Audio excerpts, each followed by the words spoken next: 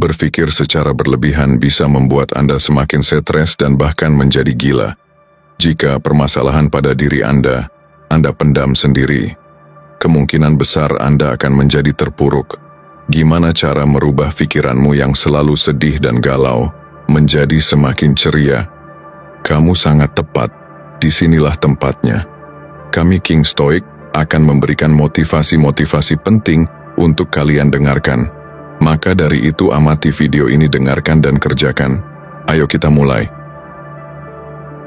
Ada saat-saat dalam hidup ketika kita berdiri di persimpangan kecil, di antara stimulus dan reaksi. Sebuah momen yang tampaknya sepele, nyaris tak terlihat, tapi disitulah kebebasan kita sesungguhnya bersembunyi. Seperti yang sempat kita bahas sebelumnya, menguasai diri sendiri berarti menjadi tuan atas keputusan kita, bukan sekadar korban dari impuls sesaat. Viktor Frankl pernah menyebut, di antara stimulus dan respons, ada ruang. Di ruang itu terdapat kekuatan kita untuk memilih respons kita. Sebuah ruang kecil yang menentukan segalanya. Apakah kita bertindak atau bereaksi? Sayangnya, dalam kehidupan sehari-hari, ruang itu sering hilang, terlindas oleh dorongan untuk segera membalas, menjawab, atau membela diri. Apalagi di budaya yang terbiasa dengan basa-basi dan rasa sungkan, seringkali kita justru mengorbankan ketegasan demi menjaga harmoni semu. Tidak jarang, kita merasa lega sejenak setelah meledak dalam emosi, tapi sesudahnya, hanya ada rasa bersalah yang mengendap diam-diam. Penelitian modern mengungkap bahwa ketika kita bereaksi impulsif, amigdala kita mengambil alih kendali. Sedangkan kemampuan untuk merespons dengan sadar membutuhkan aktivasi korteks prefrontal, bagian otak yang memerlukan latihan dan kesadaran penuh untuk menguat.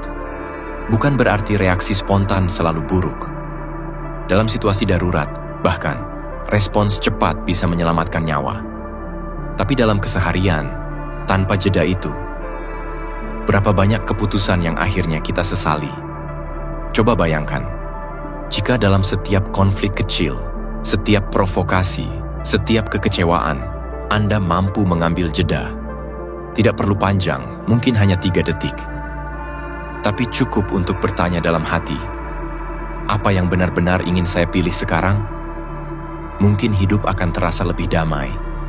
Mungkin hubungan dengan orang-orang sekitar jadi lebih jujur, tanpa rasa bersalah yang diam-diam menumpuk.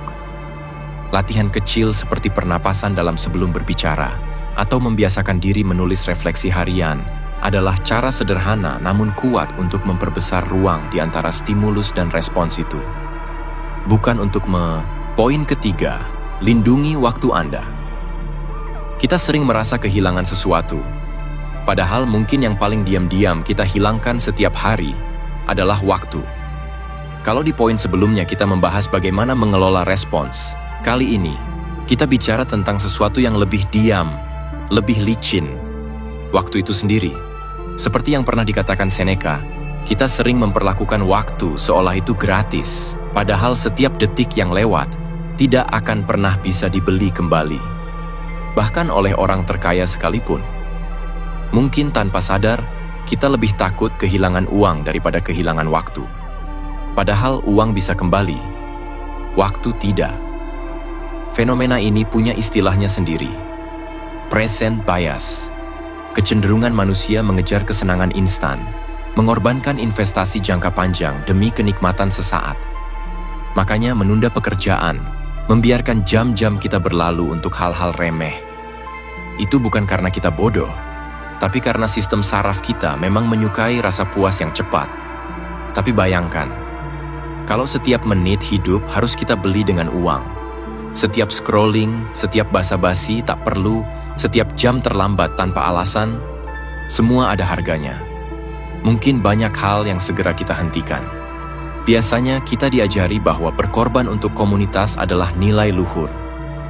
Tapi seringkali, tekanan sosial untuk harus hadir di semua acara, semua undangan, justru membuat kita mengorbankan waktu produktif untuk memenuhi ekspektasi yang mungkin bahkan tidak kita inginkan. Bukan berarti menolak sosial itu pilihan terbaik, tidak. Tapi, menyeimbangkan waktu untuk diri sendiri dan orang lain, adalah bentuk penghormatan terhadap hidup itu sendiri. Data pun menunjukkan, manajemen waktu yang baik berkorelasi dengan kesejahteraan mental yang lebih tinggi. Orang yang bisa menetapkan prioritas, lebih kecil kemungkinan stres kronisnya. Artinya, mungkin cara terbaik menghormati orang lain adalah dengan mulai lebih menghormati waktu sendiri. Mungkin akan ada saatnya kita dianggap sombong atau kurang peduli hanya karena menjaga waktu kita. Tapi, lebih baik sesekali disalahpahami daripada perlahan-lahan kehabisan hidup untuk hal-hal yang tidak pernah benar-benar kita pilih. Bayangkan, jika Anda hari ini memegang kendali penuh atas jam-jam Anda, apa satu aktivitas tak berguna yang akan Anda berhenti lakukan? Dan jika Anda memilih untuk melindungi waktu Anda mulai sekarang, berapa banyak impian yang akhirnya bisa benar-benar Anda bangun? Karena pada akhirnya, waktu bukanlah musuh. Ia sekutu terbaik bagi mereka yang berani memegangnya erat sebelum ia berlalu begitu saja. Poin keempat, katakan ya pada hal yang penting. Setelah kita memahami pentingnya menjaga waktu di poin sebelumnya, sekarang kita masuk ke pertanyaan yang sering diam-diam membuat kita tersesat. Untuk apa sebenarnya kita berkata ya? Karena pada kenyataannya, setiap kali kita mengatakan ya pada satu hal, kita sedang mengatakan tidak pada ribuan hal lain di luar sana. Tapi anehnya, banyak dari kita bahkan tidak sadar apa yang sedang kita pilih. Kita asal ikut, asal setuju. Hanya karena takut mengecewakan orang lain, takut dianggap egois, takut terlihat berbeda. Fenomena ini tidak aneh. Dalam masyarakat yang sangat menekankan harmoni sosial, ada tekanan diam-diam untuk selalu ramah, selalu hadir, selalu tersedia. Tapi, pernahkah kamu berpikir, seberapa sering kamu membayar harga mahal hanya untuk mempertahankan citra itu? Waktu habis, energi terkuras, tujuan hidup bergeser perlahan tanpa kita sadari. Sebenarnya, menurut teori ego depletion, semakin sering kita mengorbankan diri untuk hal-hal yang tidak penting, semakin cepat mental kita lelah. Keputusan yang awalnya jernih mulai kabur, fokus kita melemah, dan akhirnya kita malah kehilangan kendali atas hidup sendiri. Mungkin kamu pernah merasa, kenapa aku selalu sibuk tapi kosong? Kenapa rasanya seperti hidup untuk orang lain, bukan untuk diriku sendiri?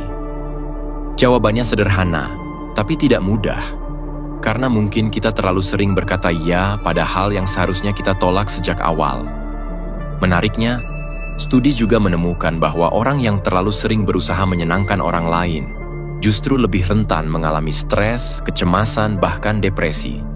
Karena ketika batas pribadi kita terus dilanggar, perlahan identitas diri pun ikut menghilang. Bayangkan kalau selama 1 tahun ke depan, kamu hanya boleh berkata ya pada 3 hal. Apa yang akan kamu pilih? Siapa yang benar-benar pantas mendapatkan waktumu, energimu, seluruh dirimu? Karena mungkin, kebaikan hati bukan diukur dari seberapa banyak kita memberi, tapi dari seberapa jujur kita menjaga apa yang paling penting di dalam diri kita. Dan kadang, mengatakan tidak dengan tulus adalah bentuk cinta paling murni kepada orang lain, dan terutama kepada diri sendiri. Poin kelima, rangkullah pembelajaran berkelanjutan. Seperti yang sempat kita singgung di poin sebelumnya tentang memilih prioritas, sekarang kita bertanya, setelah tahu apa yang penting, beranikah kita terus bertumbuh untuk itu? Karena sejujurnya, saat seseorang berhenti belajar, ia sebenarnya perlahan berhenti hidup. Banyak orang tanpa sadar menutup pintu untuk berkembang hanya karena merasa sudah tahu cukup. Tapi kalau kita jujur, cukup itu ilusi. Pengetahuan kita bahkan tidak lebih luas dari setetes air di tengah samudera yang tak pernah habis. Sokrates pernah bilang, "Saya tahu bahwa saya tidak tahu." Bukan sebagai bentuk kelemahan, melainkan kekuatan. Karena kesadaran bahwa kita masih perlu belajar, itulah awal dari semua perubahan besar. Namun realitanya, biasanya kalau kita begitu lulus sekolah atau kuliah, semangat belajar mulai surut. Apalagi budaya yang fokus pada yang penting lulus, sering menanamkan mentalitas selesai belajar setelah mendapat ijazah. Akibatnya, banyak yang merasa canggung, malu, bahkan minder kalau harus belajar dari nol di usia dewasa. Padahal, otak kita, berkat neuroplastisitas, sebenarnya tetap mampu beradaptasi hingga usia lanjut.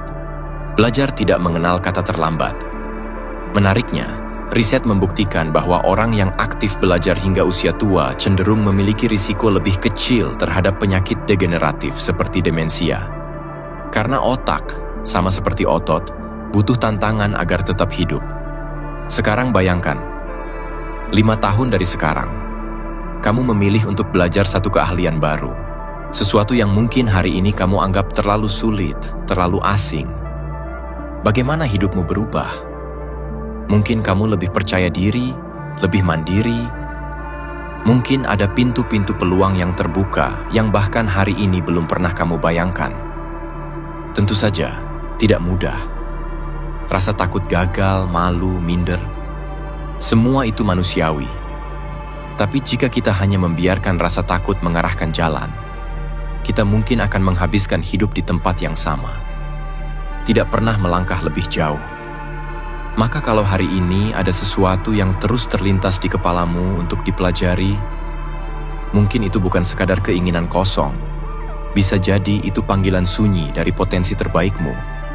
Dan belajar itu bukan tentang mengejar sertifikat, gelar, atau pengakuan, tapi tentang membangun pondasi batin bahwa dalam dunia yang terus berubah, kita memilih untuk tidak diam.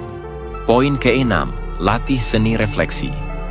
Setelah kita bicara tentang pentingnya belajar tanpa akhir di poin sebelumnya, ada satu langkah krusial yang sering terlewat.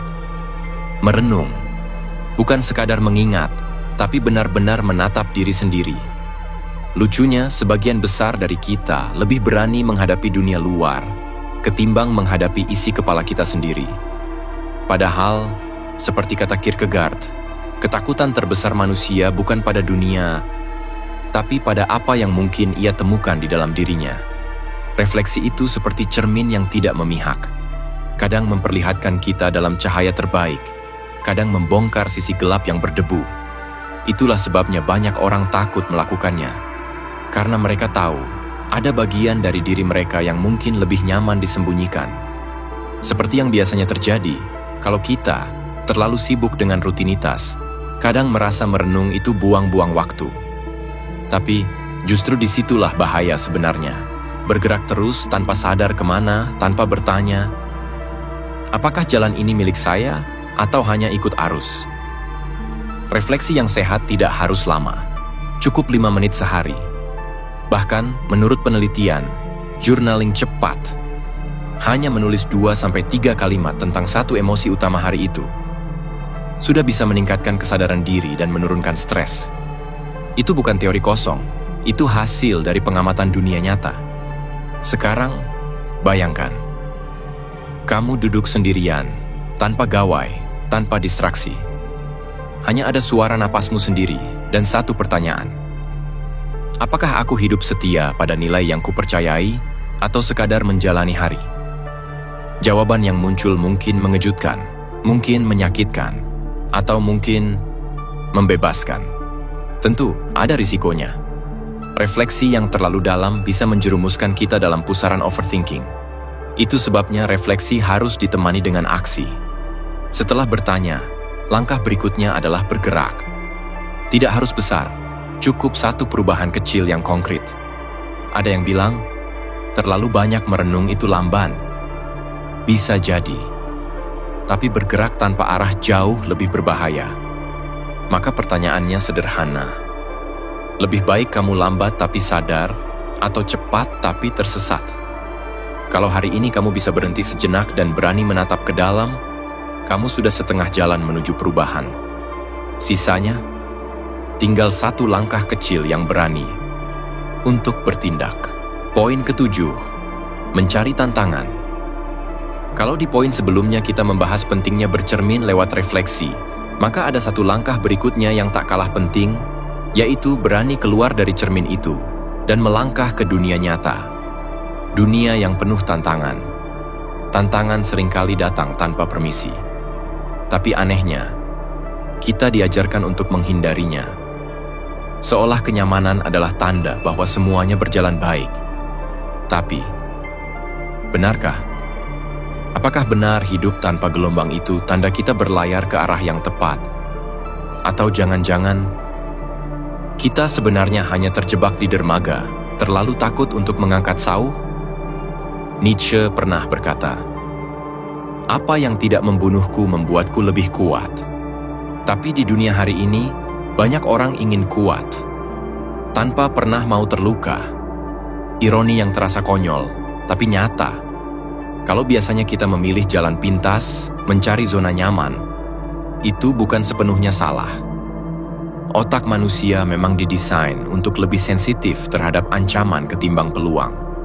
Itu sebabnya, mendekati tantangan terasa seperti berjalan ke arah bahaya. Namun, seperti yang ditemukan dalam studi-studi neuropsikologi, justru ketegangan moderat yang disebut eustress lah yang mengaktifkan kreativitas, memicu neurogenesis, dan memperkuat memori kita. Bayangkan saja, kalau hari ini kamu menghadapi satu ketakutan kecil, katakanlah berbicara di depan orang baru, atau mengambil keputusan yang sudah terlalu lama kamu tunda,